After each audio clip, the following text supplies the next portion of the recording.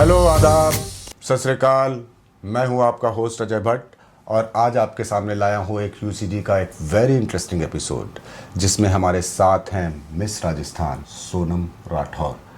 तो सोनम जी, आप अपने बारे में बताइए कि आपका फिल्मी करियर कैसा रहा। एक सामान्य परिवार में आपने जन्म लिया और किस तरीके से वहां से आपने अपने सपनों को उड़ान दी। बेसिकली मैं राजस्थान से बिलोंग करती हूँ, एक बहुत ही छोटे शहर कोटा से। और जैसे कि आप सब समझ सकते हैं कि लड़कियां जब छोटी रहती है तभी से उनको रहता है कि लाइक मैं बहुत अच्छी दिखूं, सजना संवरना और एकदम स्टाइलिश रहना, वैसा वो शुरू से मेरा था। धीरे धीरे जब समझने लगी कि ऐसा करूँगी तो शायद मे बी मैं जो मेरा ड्रीम है बचपन से, तो मैं उसमें कर सकती हूँ। तो बेसिकली मैंने फिर फैशन शोज़ करना शुरू किया। उसके बाद मैंने काफ़ी सारे ब्यूटी पेजेंट्स किए। उसके बाद मैं मिस राजस्थान रही। उसके बाद फेमिना मिस इंडिया किया। ऐसे ऐसे करके धीरे धीरे पहले मैंने राजस्थान में ही अपना जर्नी शुरू किया। वो वाला मोमेंट आप बताइए जब आपके पिता को पता लगा, आपके परिवार को पता लगा कि आप एक फिल्मी करियर चुनना चाहती हैं। बेसिकली एक डर होता है ना कि मेरा बच्चा जाएगा, वहाँ जाएगा, जो बहुत खुला हुआ माहौल है। बेसिकली ये है कि सोसाइटी में आज भी अगर एक मैं बोलूँ नॉर्मल मिडिल क्लास फैमिली के लिए, और जैसे कि जहाँ मैं राजस्थान से, जहाँ से मैं बिलोंग करती हूँ, तो वहाँ सबका ये है कि इंडस्ट्री जो है एक मिडिल क्लास फैमिली के लिए नहीं बनी है। क्योंकि एक उनका ड्रेसअप और उनकी जो एक आम जो उनकी ज़िंदगी में जो आमतौर पे हमारी ज़िंदगी से बिल्कुल मैच नहीं खाती है। ये चीज़ मैं क्लियर बोलती हूँ क्योंकि मेरी फैमिली में आज भी ऐसा होता है कि मम्मा घूंघट में एक चीज़ वो है तो वो चीज़ फॉलो करती है आज भी।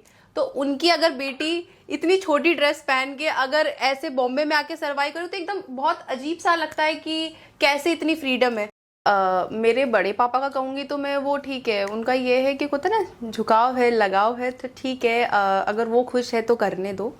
बट जैसे बुआ सा हुई और जो भी फैमिली के जो क्लोज रिलेशंस वाले होते हैं, वो उनका ये कहना है कि अभी एनवायरनमेंट ऐसा चल रहा है ना कि उसकी लड़की उसके साथ भाग गई, उसने उसके साथ लव मैरिज कर लिया, वैसा तो फैमिली को एक डर सा मतलब हो ही जाता है क्रिएट की कहीं लड़की अगर इतना दूर रह रही, कहीं ऐसा हमें देखने को ना मिल जाए। तो वो चीज़ मेरे फादर को सुनने को मिलता है कि आप इतनी फ्रीडम दे रहे हो, आप इतना दूर, आप मतलब आपने आपकी बेटी को इतना दूर छोड़ रखा है, और मुंबई तो वैसे ही बदनाम है। जब लड़की बॉम्बे में प्रवेश करती है अपना करियर बनाने के लिए, इंडस्ट्री में करियर बनाने के लिए, तो हजार तरीके के गिद्ध वहां पर होते हैं क्योंकि उसके सामने एक सबसे बड़ी समस्या होती है रहने की। जब मैंने फ्लैट लिया, क्योंकि पीजी में मुझे एडजस्ट नहीं हो रहा था, फ्लैट लिया, तब मैंने एक अलग ही रूप देखने को मुझे मिला कि मतलब फ्लैट में जो भी फ्लैट के ओनर है उनके भी बहुत नाटक है और बहुत वो है कि मैं क्या कहूँ उनका कि अलग ही एक्सपेक्टेशंस है। मतलब ऐसा है ना कि मैं जो माइंड सेटअप जो रेडी करके आई थी कि जो ओल्ड लोग होते हैं वो बहुत रिस्पेक्टेबल होते हैं कि उनकी रिस्पेक्ट करो, और वो बहुत लाइक वैसा माइंड सेटअप था मेरा। लेकिन यहाँ के देखे कि सबसे ज़्यादा जो हवस है वो उनमें ही देखने को मिल रही है। तो वो एक मैंने जब, जैसा कि मेरे ओनर का जब मैंने फ्लैट लिया तो मेरे ओनर का ये सीन था कि हाँ हाँ आप रहो, कोई प्रॉब्लम नहीं है। सोचो 60,000 का फ्लैट मुझे 25,000 में प्रोवाइड किया गया। एक होता है ना सम टाइम ऐसा हो जाता है कि हम 1 महीना 2 महीना रेंट नहीं भर पाते हैं, तो मेरा तो ओनर ही अलग ही लेवल पे था कि कोई बात नहीं सोनम, आप मुझसे ले लो पैसे। ऐसे ऐसे यहाँ पर लोग देखने को मिलेंगे।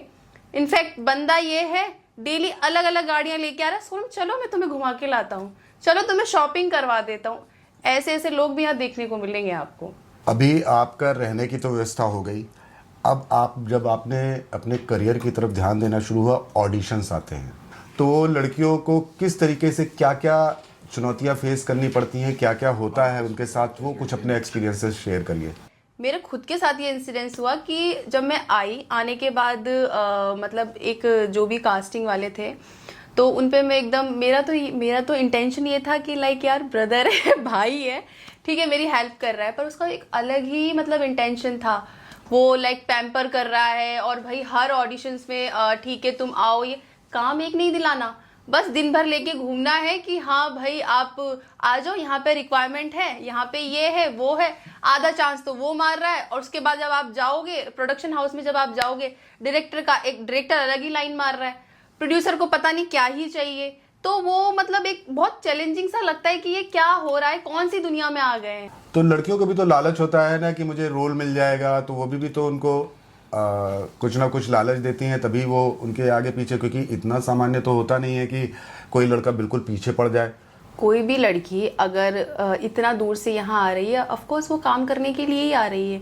और अगर वो एक्सपेक्टेशन कर रही है तो बदले में कास्टिंग वाला भी तो एक्सपेक्टेशन कर रहा है ना, उसको भी तो पैसा मिलेगा। सीधी बात है, कोई फ्री में तो कोई कुछ नहीं कर रहा है ना किसी के लिए। इंडस्ट्री में एक वर्ड आता है कॉम्प्रोमाइज। तो ये चीज जब हमें सुनने को, पहले तो स्टार्टिंग में मुझे खुद को ये पता ही नहीं था कि कॉम्प्रोमाइज होता क्या है, लेकिन अब जब यहाँ आके मुझे चीज पता चली कि कॉम्प्रोमाइज सबसे बड़ी जो एक बोलूंगी पंगा है, एक तरीके से सबसे बड़ी जो दुविधा है ना, वो है कॉम्प्रोमाइज। जो लोग प्रोड्यूसर भी नहीं है, जिनको इंडस्ट्री के बारे में कोई नॉलेज भी नहीं है, पर वो प्रोड्यूसर बन के बैठे हैं ताकि लड़कियां आएंगी, लड़कियों के साथ कांटेक्ट किया जाएगा और उनके साथ अय्याशी किया जाएगा, उनको घुमाया जाएगा। ऐसा चीज होती है यहाँ पे, क्योंकि ये इंसिडेंट्स काफी सारे लोगों के साथ मैंने सुना है, देखा है, एक्सपीरियंस भी किया है ये चीज कि लड़कियों को प्रोड्यूसर बुलाते हैं, ऑडिशंस देते हैं, उनको घुमा के रखते हैं, 6-6 महीने साल भर तक घुमा के रखते हैं। हमारा ये प्रोजेक्ट शुरू होने वाला है, हमारा ये वर्क शुरू होने वाला है, और 6 महीने छोड़ो, साल 2-2 साल तक उनके प्रोजेक्ट शुरू होते ही नहीं है। और उस साल 1.5 साल के पीरियड में वो लोग क्या करते हैं, बार बार आपको ऑफिस बुलाएंगे, आपको घुमाएंगे डिनर पे, कभी लंच पे, आपके कांटेक्ट में बने रहेंगे। आधे टाइम पे तो ऐसा हो जाता है कि लड़कियां खुद गर्लफ्रेंड बन जाती हैं उनकी। तो सोनम जी, आप बता रही थी कि एक आपके साथ कॉम्प्रोमाइज किसी ने डायरेक्ट बोल दिया था। अभी रिसेंटली एक ऐसा हुआ कि मेरे को बुलाया गया कि आपका ऐसा होर्डिंग और प्रिंट शूट है, ऐसा कुछ। तो मैं जब गई उससे मिलने के लिए, पहले तो बंदे ने एकदम बहुत ही अच्छे से जो भी उसका बिजनेस है, जो भी जिस तरह का शूट है, उस तरीके से वो सारा एकदम उसने मुझे क्लियरली बताया। एक बहुत अजीब सा हो जाता है, एक मतलब शर्म सी आती है कि अगर कोई आपको 70-80 ईयर्स का बंदा आपको कॉम्प्रोमाइज़ के लिए बोले। इनफैक्ट हम लोग ये सोचते हैं कि यार सामने वाला बंदा एकदम रिस्पेक्ट हम लोग करते हैं, क्योंकि इतनी एज का कोई अगर बंदा हमें दिखता है, मेरे राजस्थान में तो यही होता है, हमारे राजस्थान में तो एकदम रिस्पेक्ट के साथ ये चीज़ देखी जाती है। लेकिन यहाँ पे जब मैंने देखा एक अलग ही एनवायरनमेंट है, तो जब उस बंदे ने मेरे को, एक होता है क्लियरली बोलना और एक क्लियरली नहीं बोलना, वो बंदा क्लियरली बोलता है कि सोनम आपको ऐसा करना पड़ेगा, तब जाके मैं आपको ये शूट प्रोवाइड कर सकता हूँ। तो सोनम जी, आपने कास्टिंग के बारे में बताया, अभी आजकल एक चलन चला है शुगर डैडी का। ये शुगर डैडी क्या होता है? भट्ट साहब, मैं आपको अगर सीधे और सिंपल वर्ड में बोलूँ ना, एक ऐसा इंसान जो आपके सारे खर्चे उठा ले, आपको एकदम पूरा एक तरीके से सेफ, और जो भी सारी चीज़ें हैं ना, वो एकदम मान लो कि सारी पूरी जिम्मेदारी उस पर डाल दो, वो शुगर डैडी है। शुगर डैडी की कुछ डिमांड्स भी होंगी फिर? सारे खर्चे वो उठा रहा है, तो बदले में क्या चाहिए? मैं एक चीज़ बोलूँगी, मेल पर्सन को बदले में क्या चाहिए इस चीज़ के लिए? तो सीधी सी बात है कि वो कॉम्प्रोमाइज़ की उसी में सीरीज़ में उसी में आता है कि कॉम्प्रोमाइज़ है एक तरीके से। तो अभी आप कुछ बता रही थी, शेयर कर रही थी अपने फ्रेंड्स के बारे में कि उनको कोई शुगर डैडी मिले थे और उन्होंने बताया था, वो क्या इंसिडेंट था? एक्चुअली ये तो मुझे यहीं आके पता चला कि यहाँ पे शुगर डैडी भी होते हैं। वरना मुझे तो ये भी नहीं समझ में आता कि शुगर डैडी का मतलब एक होता है ना, मीनिंग क्या है शुगर डैडी का, नहीं पता था। बट जब मैं स्टार्टिंग में जब आई थी यहाँ पर, तो जिस पीजी में मैं रुकी थी, उस पीजी में एक ऑब्वियसली साथ में रहते रहते दोस्त बन जाते हैं, तो एक फ्रेंड मेरी बनी। कुछ टाइम बाद हमारा कनेक्शन थोड़ा वो हो गया था। उसके बाद मुझे सडनली पता चलता है कि बंदी के 4 शुगर डैडी हैं। बंदी पीजी से डायरेक्टली फ्लैट में शिफ्ट हो रही है, और सारे जितने भी उसके खर्चे हैं, सारा सब कुछ वो बंदे उठा रहे हैं, और इनफैक्ट फाइनेंस कर रहे हैं, उसको लॉन्च कर रहे हैं हर तरीके से। मतलब ये है कि लाइफ एकदम सेटल है। तो बहुत सी लड़कियां जिनको एक लगता है ना कि यहाँ आके एकदम मेहनत नहीं करनी है, ऐश करने हैं, बहुत सी गर्ल्स इस पर्पज से भी आती हैं यहाँ पे, जिनको काम नहीं करना है। और या फिर बहुत सौ का ऐसा होता है कि धीरे धीरे यहाँ रहकर ऐसा होता है ना कि यहाँ पे बहुत अलग अलग तरह के ट्रेंड है कि पैसे कैसे कमाए जाएं। तो जिनको आसानी से पैसे कमाने होते हैं, वो ये रास्ता चुनती हैं कि हमें मेहनत नहीं करनी पड़ेगी, हमें सीधा पैसा मिलेगा, और ऐसा, तो वो एक आदत सी लग जाती है कि हमें फ्री में पैसा चाहिए, हमें मेहनत नहीं करनी है। तो अब शुगर मॉम को भी एक्सप्लेन कर दिए, क्या वो उनका भी एग्जिस्टेंस है? अभी करंट का ही मेरा एक एक्सपीरियंस रहा है कि मैं एक इवेंट में गई थी, तो वहाँ पे क्योंकि फर्स्ट टाइम ऐसा इंसिडेंस मुझे देखने को मिला, तो एक होता है कि कोई हद से ज़्यादा आपको पैम्पर कर रहा है, हद से ज़्यादा आपकी केयर कर रहा है, तो वो एक होता है ना, दिमाग में खटकने लगता है कि ये क्या है।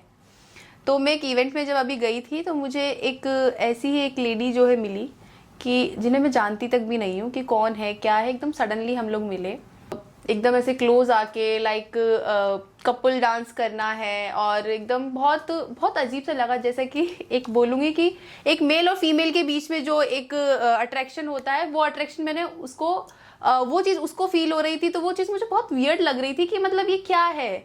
बंदी नंबर लेती है, नंबर लेने के बाद कॉल करती है, अर्ली मॉर्निंग कॉल करती है, नाइट में कॉल करती है, मतलब जब मन करे तब कॉल करती है। और उसके बाद आपने बेबी आपने ब्रेकफास्ट किया नहीं किया, आपने डिनर किया नहीं किया, आप मेरे घर आ जाओ, मैं आपको घर का खाना बना के खिलाती हूँ, ये करते हैं हम लोग, साथ में घूमने जाएंगे। तो वो चीज़ बहुत वियर्ड सी थी मेरे लिए कि मतलब क्या है। और ऐसा ही एक इंसिडेंस मेरे साथ अभी कुछ टाइम पहले, लाइक साल भर पहले ऐसा इंसिडेंस हुआ था कि मैं एक प्रोडक्शन हाउस में गई, तो कास्टिंग वाले के थ्रू जब मैं वहाँ पे गई, तो वहाँ पे एंट्री होते ही एक फीमेल, एक मतलब बहुत ही अजीब सी, तो बहुत ही प्यार से, बहुत ही केयरिंग और बहुत उस तरीके से एकदम क्लोज होके, लाइक ऐसा था ना, एक छोटे बेबी को हम लोग मतलब छोटे बेबी को हम लोग पैम्पर करते हैं उस तरीके से। अब एक होता है कि उसका बैड टच समझ में आता है, तो बंदी ने सबसे पहले तो हिप पे हाथ लगाया, तो मुझे बहुत अजीब सा लगा वो टच एकदम कि हो सकता, लेकिन उस चीज़ को मैंने एकदम ऐसा लिया कि कोई ना, हो सकता है मे बी गलती से हो गया होगा। एक बार होता है, दो बार होता है, पर तीसरी बार ये तो नहीं हो सकता ना कि सडनली या फिर गलती से ऐसा हो। बाहर आने के बाद जो मैंने कास्टिंग वाले की क्लास ली कि ये क्या था। कैसे पहचाने अगर इंडस्ट्री में किसी ने नए बंदे ने कदम रखा है, करियर बनाया है, तो कैसे पहचाने कि ये जेन्यून है और ये अनजेन्यून है? सबसे पहले तो आप नो कहना सीखो, अपने उसूलों के साथ कोई कॉम्प्रोमाइज ना करो और शॉर्टकट का सहारा ना लो। मुंह में दांत नहीं, पेट में आग नहीं, सर में बाल नहीं, और चले आप इश्क लड़ाने के लिए। तो ये थी सोनम, जिन्होंने अपने जज्बात बहुत ही बेबाकी से रखे। मेरा उन लोगों से अनुरोध है कि जो कि अपने जज्बातों को दबाए हुए हैं, वो हमारे सामने आएँ, हमारे चैनल पर आएँ और अपने जज्बातों को खुल कर रखें हमारे सामने।